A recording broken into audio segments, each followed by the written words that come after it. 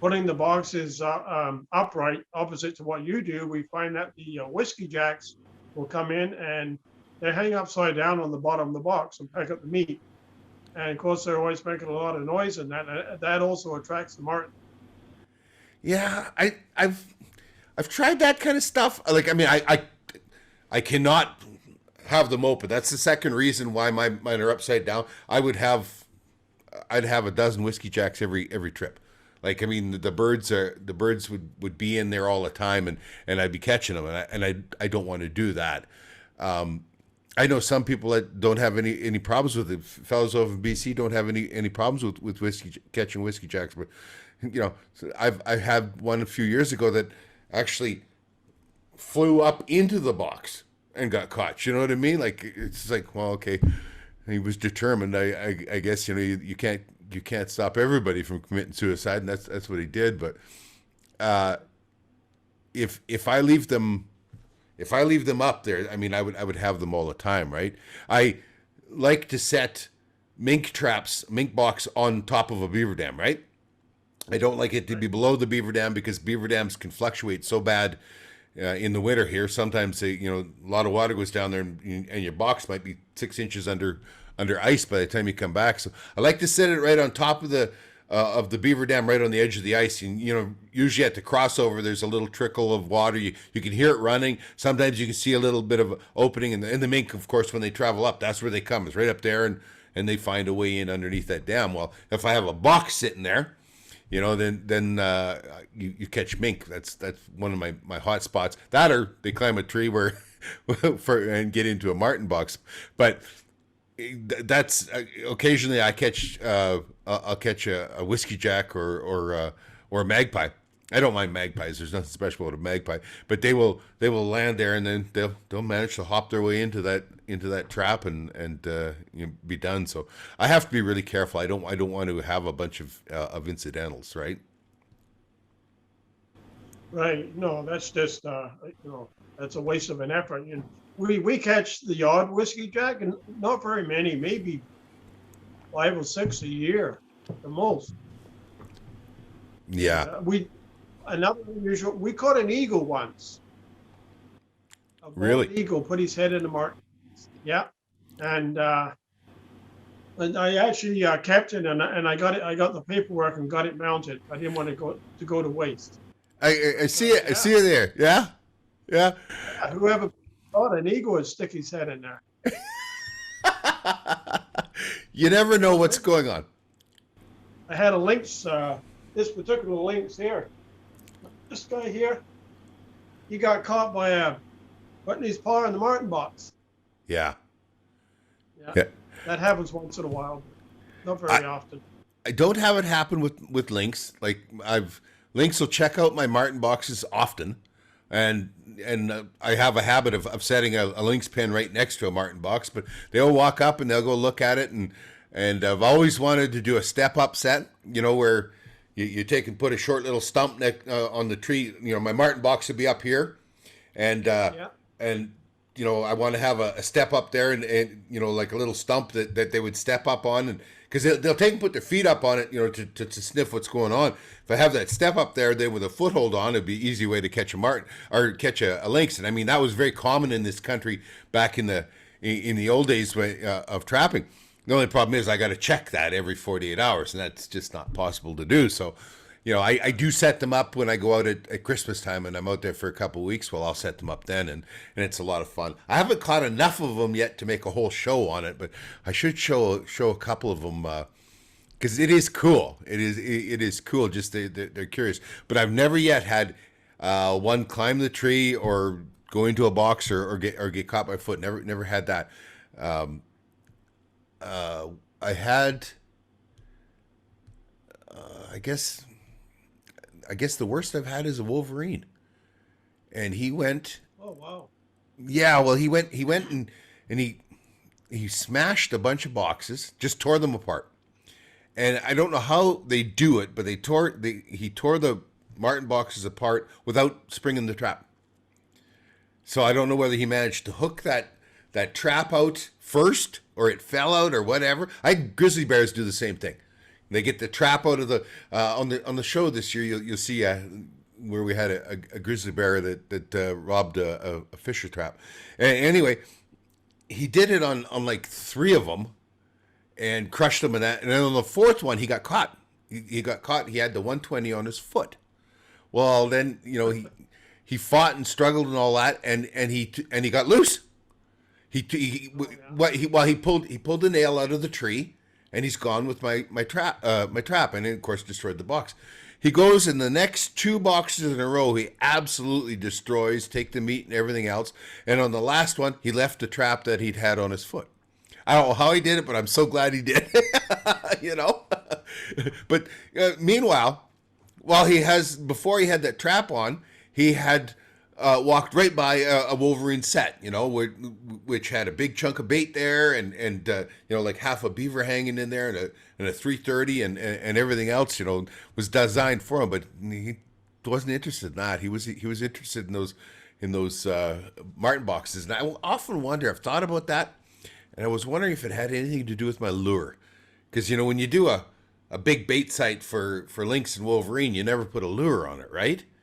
And I wonder if it was because of that skunky, I use a skunky lure for martin. I was wondering if that's what was attracting it so much. I don't think it was a big wolverine by any means. Didn't seem to be. The tracks weren't that very big. And if I was to bet on it, I would bet it was a female. But it kind of knew how the game was played. It followed my tracks, and it just went shopping on my line. We're not allowed to trap wolverines here. There's been a few accidental catches, right? And if it's an accidental catch, you can keep the first one, but if you catch another one, you're not supposed to keep it. You're supposed to turn it in. Well, and one of the problems. Wolverine is something.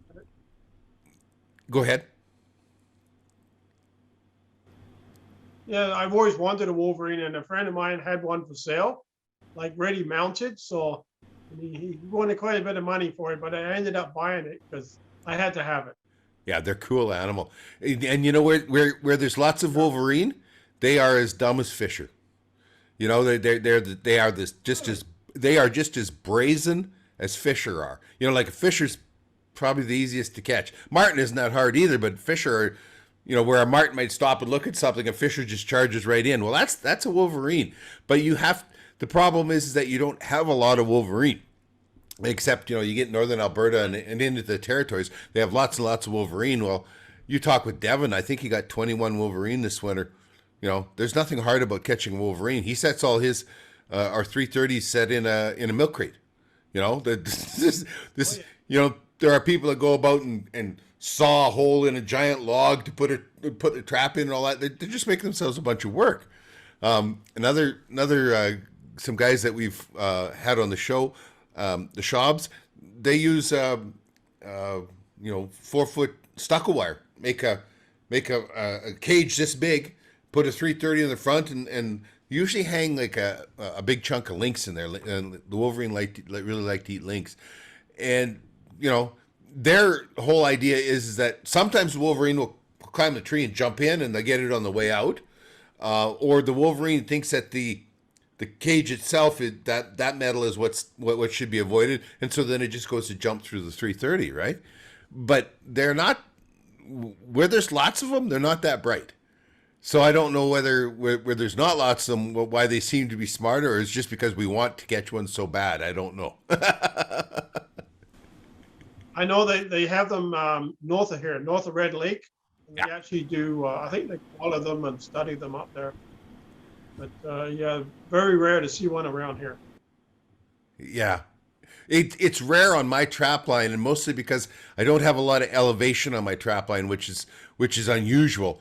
You get any places where you get the boreal forest plateaus and that kind of stuff, that's where they like to exist. My trap line's pretty flat and low. Probably the center quarter of it is too wet for really anything. It's tamarack and black spruce, and you get lynx travel through there in the wintertime. That's about it. There's not even, the wolves don't even go through there or anything else. So that's the biggest problem I got. I mean, the guys on each side of me and the guys, of course, to the north and all that, all have Wolverine. I just very seldom have them come through. I've had this trap line now, what, 6 or 7 years, and I think I've had 4 Wolverine go through in that time. But and they're just going through. They don't live there or anything else. They're just traveling, right? Traveling through. Yeah. Yeah, Ah, yeah. It's cool, and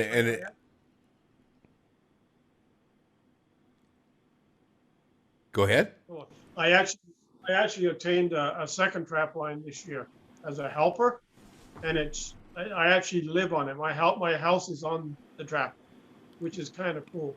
That But is when things are a little slow, it's nice to just be able to go 10 minutes across the lake and catch a few beaver and whatever. that is so cool. And I'm jealous of you guys' beaver too, the black beaver. Man, those are pretty. Yeah, I sent 4 of them in to be tan this year. Yeah, yeah. I just finished up the last of my beaver.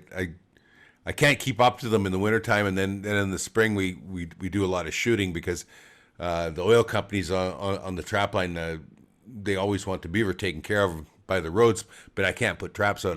The traps will get stolen, so we do a bunch of shooting. Well, you can build up a lot of beaver to work on in no time flat. Yeah. So, what's your favorite animal? I mean, you said you really enjoy wolves. Is it just because they're the most difficult? Uh, Yeah, they're a challenge to catch. Yeah, I enjoy trying to outsmart them. And they can be pretty smart. they can. I found them to be the king of. I always call it "Where's Waldo?" Like when something changes, you have those cartoons where you have 2 pictures side by side, and spot the 6 differences in that. The wolf would win that every time. Like they can see when something's out of place. It's like they carry this photographic memory or whatever, and they come up to the first time they go through your bait site and that you change anything, they will shy away from it the next time. You know what I mean? I Yeah. I dealt with this one guy. He's in the Yukon, and he was trapping wolves. But he had it was impossible to try and get them to come to bait or anything. But they would travel his snowmobile tracks all the time, and he's on the rivers, and so he tried to take and put traps in his snowmobile track and that kind of stuff, but it just didn't work, right? And too much snow and all that. And when he'd be going down, how a river makes those great big loops and that, and you have the big floodplain on the inside of that loop. Well, he one time decided that he would just try and drive through there. So he drove through where there was a bunch of willows in that, right?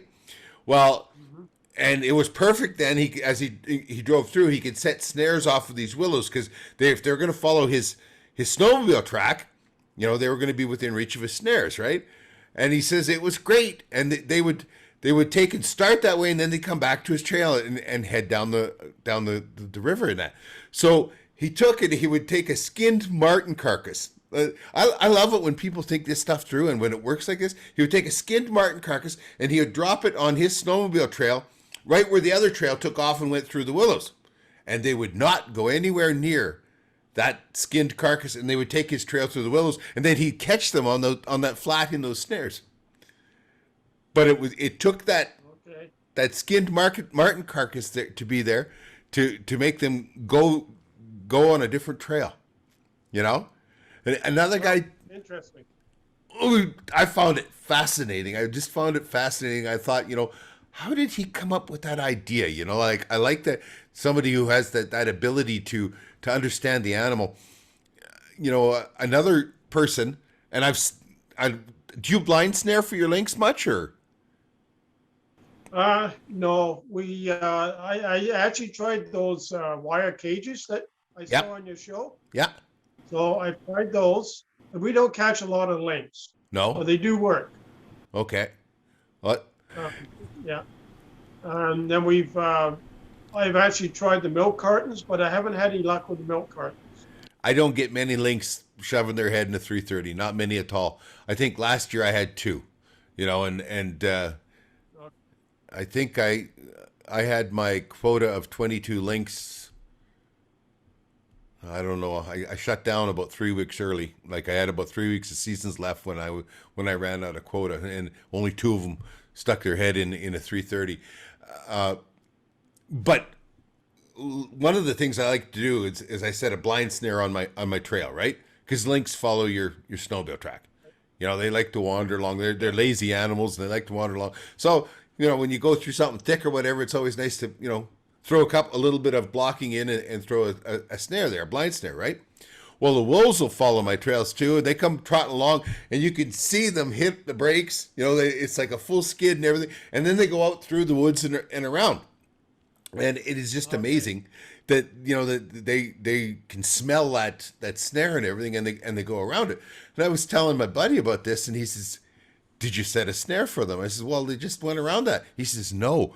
He says, "You go back around where they went through the bush and come in at it from a 90-degree angle and just take and hang a snare over their trail." He says, "When they come back through, they'll follow their own trail again because it's safe, and they won't even think about it." And it works. About using the runner. Yeah. You come around, wherever you don't walk up to the bait. You make a big circle around it. And you put the snares in where they're coming in. And that's where you get them. Yeah. Well, this is no bait or anything. This is just the fact that they were leaving my snowmobile track because of my lynx snare, and they go and circle around through the bush, and they always circle downwind so that they know where the danger is and everything. They take and circle around, and then that's what he goes and snares is this where they walked. And he says, just leave it there all winter. He says they may not come back, but if they come back, they're going to follow their own trail again. And he's right. It works. I like trapping otters too. We have a lot of otters here. Okay. Do you bait and lure them, or do you blind set? No, we just put the sets are all in the little creeks, and wherever they're sliding out of the bush, they're going from one lake to another. Yep. We always seem to follow the same trail. Yeah. And I use the 280 coney bears for those. Yeah. Yeah. They work real good. How many otter would you get a winter? An average of anywhere between 10 and 16. That's nice. Don't take a whole lot. I'm allowed 12, and I could have my 12 in a week. Like, I mean, I have so many otter on my line. All my lakes are full of little fish, like stickleback minnows. And you must have seen where they get it, where you get a little open patch of water. Sometimes 3-4 feet around is all it is, but it'll be in January, February, and the oxygen content is getting so low in the water.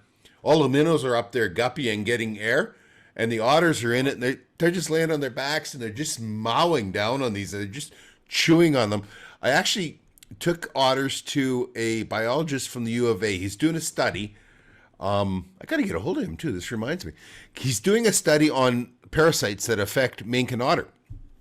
And so I took him some of my otters from this year. I think I took him 7 carcasses. 7 carcasses, yeah. And his comment was that I don't know that they have parasites or that the parasites hurt them at all, because they'd never seen animals so fat, And most of the fat on an otter comes off when you skin them, right? When you pull them, the fat is on the skin, right? I weighed them, and I'd have the otter skin after I pulled it off, and before I flesh it, it would weigh 6.4 pounds, and after I was done fleshing it, it would weigh 2.8 pounds. So it tells you how many pounds of fat were on that. Like there is, otters are a very successful predator, because when you have a predator that's fat like that, they're doing the job well, I actually built a skinning machine for skinning otters. So they'd be tugging on them all the time. Yeah. So, it's just, I actually built a different one. I put a winch up in the, we do all our skinning in the basement. There's nothing in the basement. It's just my workshop, and I'm allowed to do it down there. So I have this winch up in the rafters of the basement.